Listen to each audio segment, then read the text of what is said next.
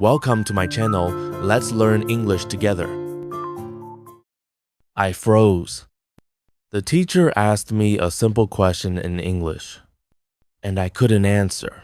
Not because I didn't know the words, but because I was afraid. That fear followed me for years, until one day, something changed. In this story, I'll share how I went from silence to confidence, and how you can too. I used to be afraid of speaking English, not just nervous afraid of making mistakes, afraid of being laughed at, afraid that people would think I was stupid. But today, I can speak English confidently with people from all over the world. This is the story of how I got here. If you're struggling with English speaking, maybe my journey will help you find your voice too. I grew up in a small town where English was just another subject in school. We memorized grammar rules. We passed tests, but no one ever actually spoke English. We were too embarrassed to even try. In high school, I knew a lot of vocabulary, but whenever someone asked me to speak, I would freeze. Even simple questions like, "What's your name?" felt like a test.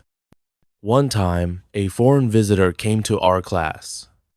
The teacher asked me to introduce myself. I stood up, said, "My name is," and completely forgot the rest. My classmates laughed.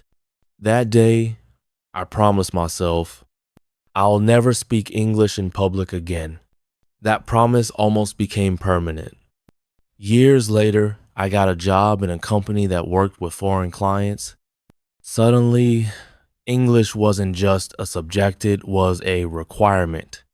I had to write emails, join meetings, even answer phone calls. I couldn't hide anymore.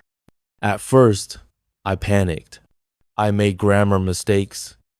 I spoke too slowly. Sometimes I just nodded and hoped no one would notice. But then, something unexpected happened. One of my American colleagues, Sarah, said to me, "You know, I really admire how you speak. You're careful. You choose your words. That's a good thing." That moment stayed with me. Maybe, I thought, I didn't have to sound perfect. Maybe I just had to be clear. Maybe confidence wasn't about never making mistakes. It was about not giving up. After that, I began to treat speaking English as a skill, not a test. I didn't wait for perfect grammar. I just started speaking more. Here's what I did. 1. I talked to myself. Every morning, I described what I was doing in English. Now I'm making coffee. Today, I need to finish that report. This helped me get used to forming sentences out loud. 2. I recorded my voice. At first, I hated the sound of my own voice in English, but I kept recording short monologues about my day, my thoughts, or even book summaries. Then I listened and corrected myself. 3. I joined online speaking groups.